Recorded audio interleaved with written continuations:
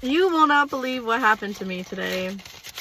You know what? This week is not a good week. IRS on Monday, allergy shot, dentist, therapy on Wednesday, court date on Thursday, Kara's getting her wisdom teeth out on Friday, and Tuesday, today was nothing supposed to happen, but you know what happened today? I got fired. So, because of the glare, this is going to be hard to read. Let me read you why I got fired, okay? But I also want to say, like, I tried explaining myself because the miscommunication that goes on between all of the sisters at, like, the managers, the owners that own this place, whatever communication I am in the middle of, and there was so much miscommunication, but she wouldn't let me explain myself, so I'm going to do it here. It says, oh, my back hurts. Sorry. I have failed to see a sense of urgency from you in taking care of your class-related responsibilities. You have been taking care of this since September, and you know how we have requested everything you have been done. Always done everything they asked me to do. I do stuff before the class, the day before the class, even 2 days before the class, depending on how packed that class is. We have talked about days in between classes and necessity to have displays set up that will sell our classes. Thursday, I had to remind you, you only had one small display and we had a huge area to use.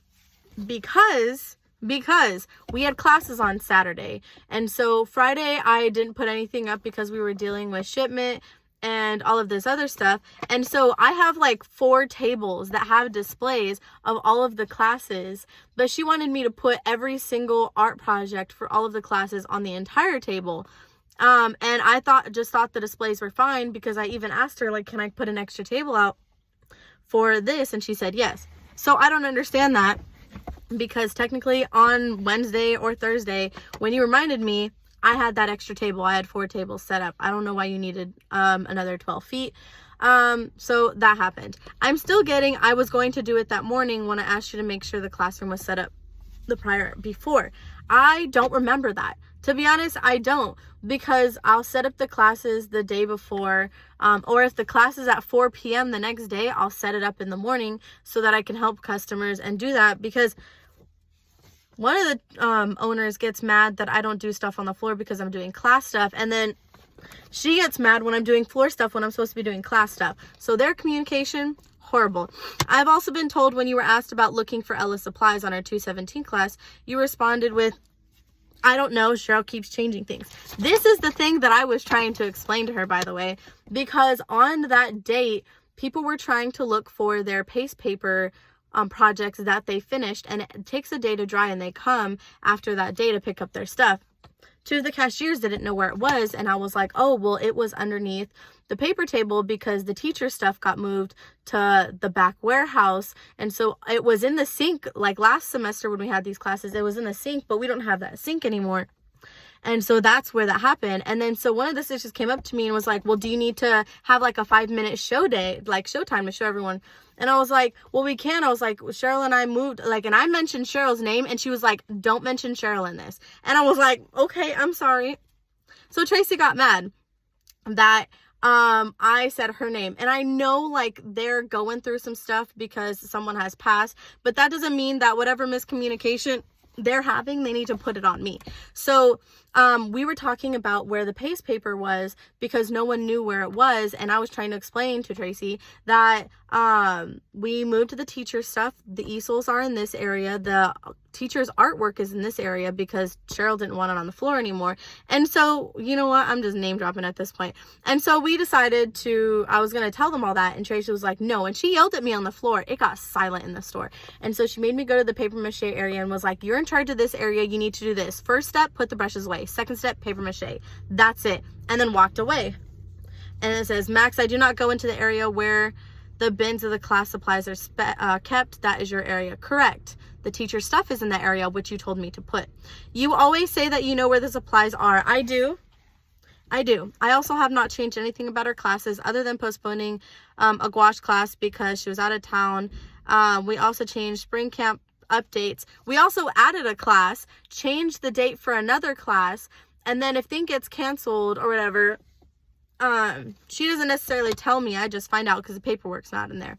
And then I had something in my brain and I forgot it. 2:20, you came and asked me whether to cancel Ella's class on Friday because I only had one sign up, totally bypassing the fact that Janelle's class was the next day and only had 2 signups. You asked me what to do. You should know the answer to that. Less than 3 enrolled, we call, text the teacher. Yes, I do know what I am supposed to do. But every time I talk to the teacher or contact them and try and tell you, you tell me to figure out the situation and deal with it. But then when you didn't like the responses I was giving you, or like I didn't give you the response in time, you told me that talking to the teachers was above my pay grade. So it's not my fault that I didn't talk to Janelle about her only having 2 kids in that class and seeing if she wanted to keep that class, because it's not my job to talk to the teachers. I didn't understand that.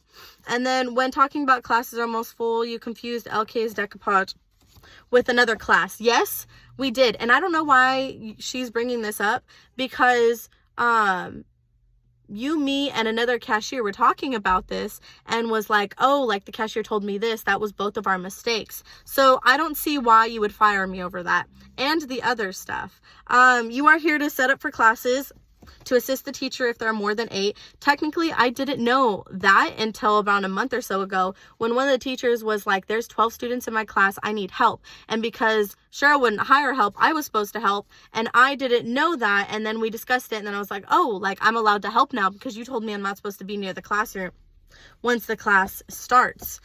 On adult classes, setup only, be available at the beginning if the teacher has additional needs. But the thing is with the watercolor class and the gouache and oil and acrylic class, all of the adults there keep having me come back because they want to get supplies. I need to make green sheets.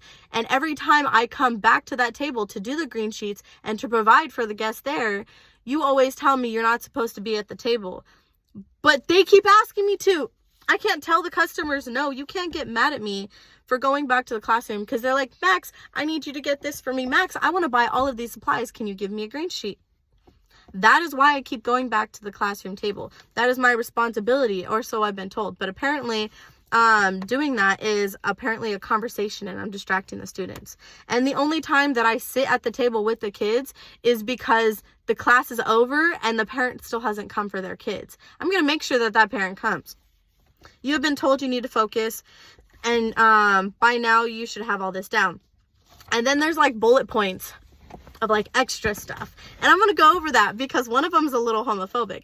It says, I had a complaint about inappropriate talk Netherlands. And first of all, we were all talking about like if we would move out of the country because we got all the new books and stuff come into the store, where would it be? And I said I would go to Switzerland or New Zealand because it's the most gay friendly place and I would be safe there. As a gay trans person and a tattooed person, I have had to research, like if I were to move outside of the country, where I would go.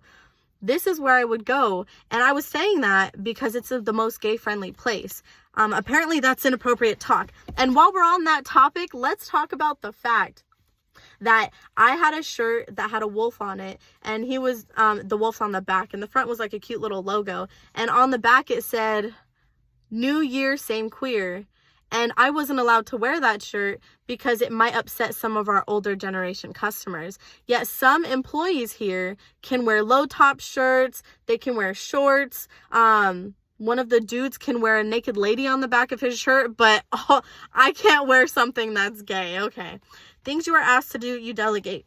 I do not. I do what I'm told, but every time I get told to do one thing, one of the other sisters tells me to do 10 other things. One day she had me do 12 things and got mad when I didn't do the thing because I was doing that one thing, and then she made me go to the other to do canvases, to do the paper table, to do the pricing, to do the shipment. I need to adjust this UPC. This is wrong.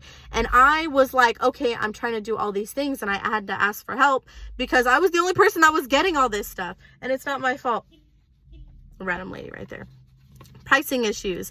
There have been some pricing issues, and it was during the week that I had to deal with being harassed and threatened at my old apartment, which is the court date that I'm going to on Thursday, because they forced me to sign paperwork that I didn't want to do, and I wasn't able to verify it. And so they're wanting all of this money from me because I don't live there, and they want rent from me. I gave my 30 days after they threatened and harassed me.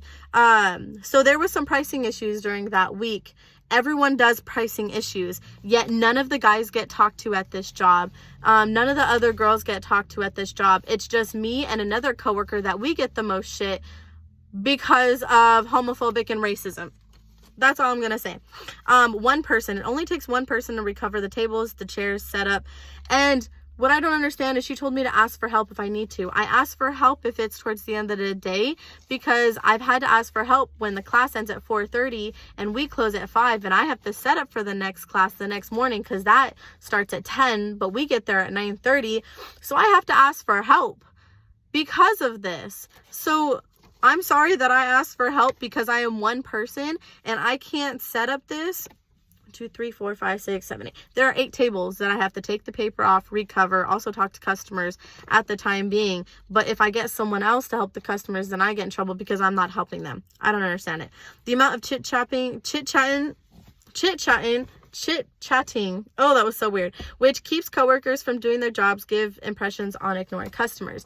Now this, she said it was because I'm at the register. Now at the register, which doesn't make sense to me, the binders for the classes are at the register. The coupons for the classes are at the register. The waivers for the kids is at the register. Where I see my break time is at the register. All the to-do list that Tracy sets up in this class or in this building, if she wants us to get some stuff, is at the register. How are you going to tell me not to be at the register if everything that is essential for me to do my job is there? I go there because Cheryl doesn't tell any of the other coworkers where she moves stuff, what happens to the classes, and the cashiers need to know these things. Like, it's not something, I have cheat sheets on how to do everything, how to write down everything, where everything is, what the teachers recommend from most expensive to least expensive. I have everything at the register, and if something changed, I always go up there and tell them. And if there is some chit-chatting, it's because there's no one in the store. I don't understand that. And yet all of the girls at the register and all of the people, they can stay in the middle. And I tested it out. Me and the other girls tested it out. They only come out to check on us if they hear my voice and another coworker's voice. And I don't understand that. None of the guys have ever gotten talked to, even though that they price stuff wrong. They're chit-chatting in the middle of the island or at the register. It's only me. So I don't understand that. So that is my explanation towards why I got fired. Because when I tried explaining to her about this and saying, I don't know, Cheryl keeps changing things, it was because of the paste paper, not Ella's class. And it was because I was trying to inform the cashiers of everything that has changed, that they won't tell them because they expect me to do it. Because there was a person who worked there for 15 years, and he was the one who talked to the teachers. He's the one who delegated everything. He's the one who did everything for the classroom stuff. And now that he is gone, they expected me to basically take his job. I am one person, and you don't trust me yet. So how am I supposed to do my own things? But then I get in trouble for doing my own things. But if I do that, then it's just the weird contradictions. I'm supposed to talk to the teachers, but I can't talk to teachers because it's above my pay grade. I'm supposed to do this, but I can't do that alone. And you asked me to get help. And the person who left, technically, she's a teacher, but she doesn't have a credential to be a teacher. She teaches at Fresno State or City now. And she was supposed to be my backup. And so I would leave notes and I would ask her for help, and she wouldn't do it. And she would never get in trouble. I would get in trouble because I wasn't doing my job, but she was my backup because I'm not there on Wednesdays because I have my allergy shots and therapy on those days. I get nauseous. I'm not coming to work on those days. But she never got in trouble. I did. I don't understand that. And this just happened. What time is it? I don't fucking know. My car's not on. It's 11:45. It is 11:45. I got fired an hour ago. So welcome to my TED Talk. That's all I wanted to explain and talk about, because apparently I'm not allowed to explain myself.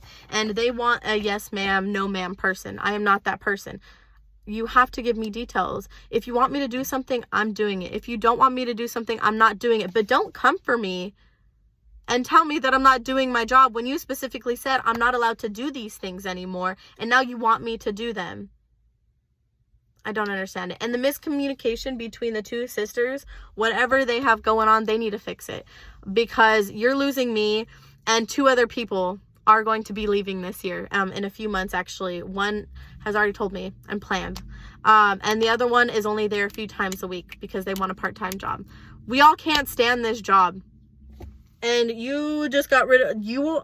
Oh my God, I don't even feel bad about being fired.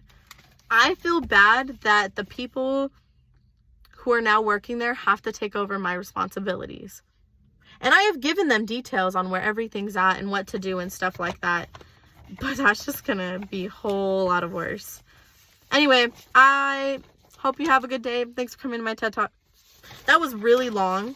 I didn't expect it to be that long. But yeah.